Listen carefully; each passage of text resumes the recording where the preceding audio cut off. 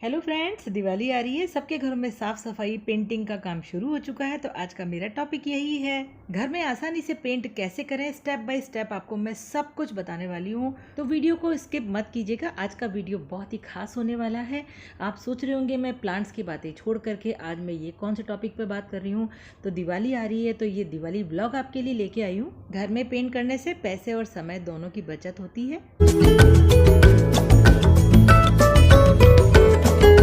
घर में आपको खुद से पेंट करना हो तो हमें जितना ज़्यादा हो सके काम को आसान बनाना है, क्योंकि दिवाली है, वैसे भी बहुत काम होते हैं। ये मेरा पुराना वाला रोलर है। रोलर से पेंट करने में आसानी होती है, समय कम लगता है और ये आसानी से निकल जाता है। मेरा इसका हैंडल तो पुराना है, पर मैं ऊपर का रोलर नया लेके आई हूँ। मैंने 2 रोलर लिए हैं, एक बड़ा और एक छोटा। ये देखिए, ऐसे आसानी से निकल जाता है। अगर आपका ख़राब हो जाए तो ये नया ले आइए, बहुत ही सस्ता मिल जाता है, 20-30 रुपये में नया मिल जाता है। थोड़ा बड़ा लेंगे तो 50 रुपये तक भी मिल जाएगा। आप चाहें तो इस तरह से ब्रश से भी पेंट कर सकते हैं, पर इसमें थोड़ा टाइम लगता है, दीवारों पे निशान भी आते हैं। अब ये है मेरे पास रेगमाल या सैंड पेपर भी इसको बोल सकते हैं। ये मार्केट में आपको पेंट की दुकान पे मिल जाएगा। इसे कैसे यूज़ करें बाद में बताऊंगी।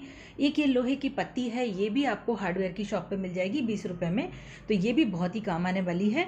इसके अलावा फ्रेंड्स, ये बनी बनाई पुट्टी आपको पेंट की दुकान पे मिल जाएगी।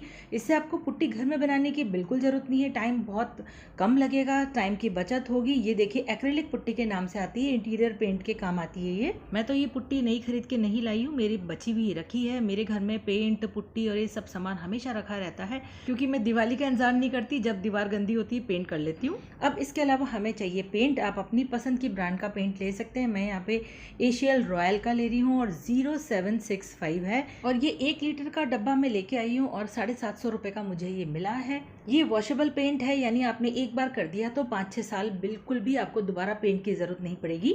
इस पेंट में थोड़ी सी शाइनिंग भी होती है, बिल्कुल वैसी नहीं जैसे हम दरवाजों पे करते हैं, वो वाली नहीं, हल्की सी, यानी सिल्की सिल्की सा लुक दिखता है। ये देखिए, मैं व्हाइट कलर का लेके आई हूँ। आपको जो शेड बनाना है व्हाइट कलर का बेस लाके बना सकते हैं।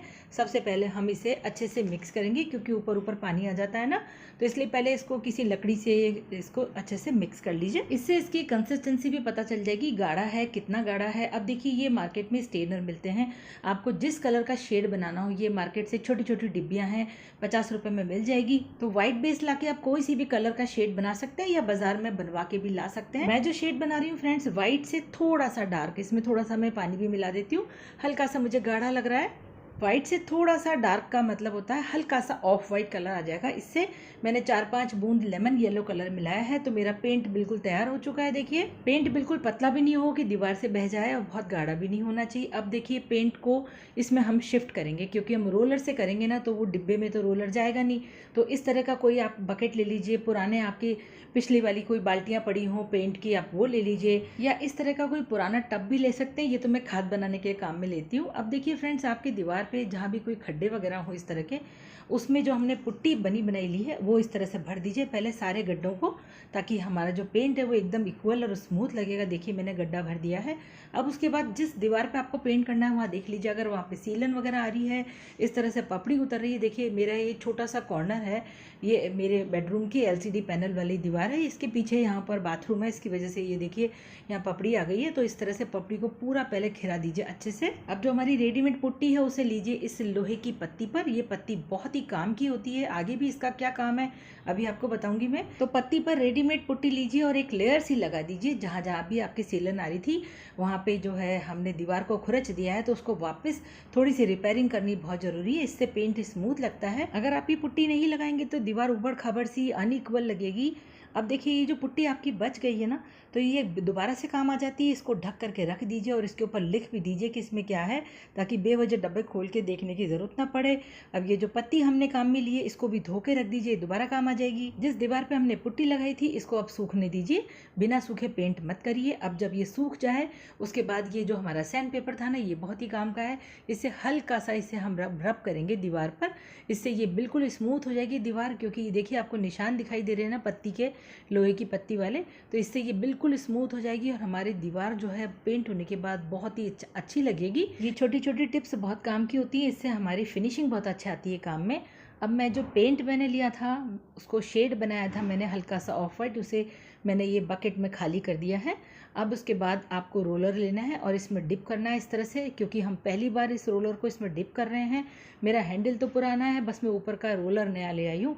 अब ये जो एक्स्ट्रा जो टपक रहा है ना, इसे हम हल्का सा इसकी एजेस पर इस तरह से करेंगे तो ये टपकना बंद हो जाएगा, वरना आप इसे दीवार तक लेके जाएंगे तो सब जगह टपकेगा और फ्लोर पूरा ख़राब हो जाएगा। अब देखिए, इसको जो हमने पुट्टी लगाई थी और उसको रगड़ दिया था, वहाँ पर आप इस तरह से कोट लगा दीजिए। अब ये डिपेंड करता है आपके ऊपर कि दीवार कितनी ज़्यादा गंदी थी, आपने उसको कितना खुरचा है, कितने कोट लगेंगे। मैं तो खाली एक ही कोट लगाने वाली हूँ, मुझे हल्की सी बस टचिंग सी करनी थी। अगर आप शेड चेंज कर रहे हैं तो कोट ज़्यादा लग सकते हैं, 3 कोट लग सकते हैं। जैसे डार्क से आप लाइट कलर पे आएंगे तो कोट ज़्यादा लगते हैं। देखिए, मैंने बस एक ही कोट लगाया है और मेरी ये वाली वॉल थी जिस पर बस मैंने हल्की सी टचिंग करी है और ज़्यादा नहीं किया है कुछ भी। अब मैं दूसरे कमरे में जा रही हूँ। यहाँ भी बस मुझे एक ही दीवार पे बस केवल टचिंग करनी है। ये दीवार थोड़ी सी गंदी दिखने लगी है और ये मेरे बेटे का रूम है। देखिए कितना आसान है ना ये सब तरीका, जो मैंने आपको सारे टिप्स दिए हैं कि बच्चे भी आराम से अपने घर में पेंट कर सकते हैं, अपना रूम पेंट कर सकते हैं। अभी ज़रा आप पेंटर को बुलाओ तो पूरा रूम खाली करवाएगा, फिर उनके हिसाब से हम खाली करें जमाएं। और खुद पेंट करो तो जो दीवार हमें पेंट करनी है बस वहीं से हम खाली कर सकते हैं सामान और हाथों हाथ जमा भी सकते हैं। देखिए, स्विच बोर्ड के आसपास जो पेंट लग गया है मैंने उसको तुरंत साफ़ कर दिया है।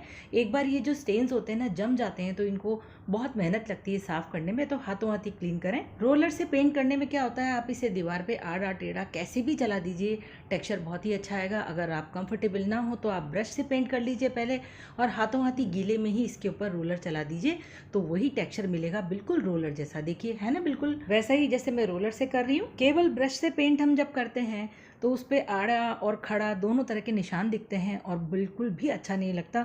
देखिए, अब ये मैंने ये सीढ़ी लगा दी है इस तरह से यहाँ पर, क्योंकि ये लैडर लगाने से मैं वहाँ ऊपर तक पहुँच पाऊँगी। मुझे अब ये ऊपर का हिस्सा करना है। फ्रेंड्स, आपको एक सीक्रेट बताती हूँ। जब हम छोटे थे ना तो मम्मी पापा हम सबको एक साथ काम पे लगा देते थे और हमसे बोलते थे सब अपना अपना कमरा पेंट करो, और हम स्टडी टेबल पे चढ़ करके, उस समय ये लैडर नहीं मिलती थी, और स्टडी टेबल पर चढ़ करके हम अपना अपना कमरा पेंट करते थे। और पता है, आपस में कंपटीशन भी होता था कि हम एक दूसरे से पूछते थे कि तेरा कितना हुआ, तेरा कितना हुआ। मैंने देख पूरा कर लिया। देखिए, आपसे बातें करते करते मैंने भी पूरी वॉल पेंट कर दी है। मुझे ये शेड बहुत पसंद है, वाइट कलर मुझे बहुत अच्छे लगते हैं, तो मैंने दीवार पे शेड चेंज नहीं किया है। अब देखिए ये दीवार कितनी सुंदर लग रही है, जबकि मैंने तो सिर्फ इस पर एक ही कोट किया है। मुझे केवल टचिंग करनी थी। पास से दिखाती हूँ आपको। देखिए, इस तरह की कुछ दिखती है। अभी पेंट गीला है तो थोड़ा शाइन ज़्यादा कर रहा है। पेंट करने के बाद हाथ हो चाहे आपके या ब्रश हो या कोई बर्तन हो, बस पानी से साफ़ कर लीजिए, फटाफट से साफ़ हो जाते हैं और अगले साल हमारे ये ब्रश वगैरह सब फिर से काम आ जाएंगे। अगर पेंट बच गया है तो उसका ढक्कन अच्छे से बंद कर दीजिए ताकि इसमें हवा न जाए और ये सूखेगा नहीं। इसमें थोड़ा सा ऊपर पानी भी डाल दीजिए ताकि ये गीला ही रहेगा।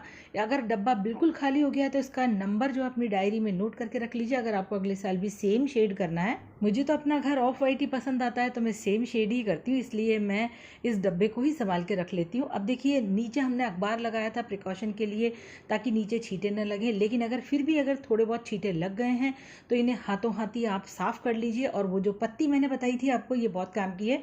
इससे जो ये जो निशान है पेंट के, ये फटाफट से छूट जाते हैं। तो अब आप समझ ही गए होंगे कि घर में पेंट करना इतना मुश्किल नहीं है, आसानी से हो जाता है। अब आपको ये भी बता देती हूँ कि आप पेंट कितना लेके आएँ, कितना लगेगा। 12 बाई 12 स्क्वायर फीट का अगर आपका रूम है तो आप 2 लीटर पेंट ले आइए और 2 कोट उसमें आराम से हो जाएंगे। देखिए कितना सस्ता पड़ा। मैंने आपको सारे स्टेप्स बताए एक एक करके और छोटी छोटी टिप्स भी आपके साथ शेयर करी हैं। उम्मीद करती हूँ वीडियो अच्छा लगा होगा। अगर हाँ तो जल्दी से एक लाइक दे दीजिए। दूसरों तक मेरे ये वीडियो को शेयर करना बिल्कुल मत भूलिए और हाँ, चैनल को सब्सक्राइब कर लीजिए। फिर मिलेंगे। Enjoy gardening.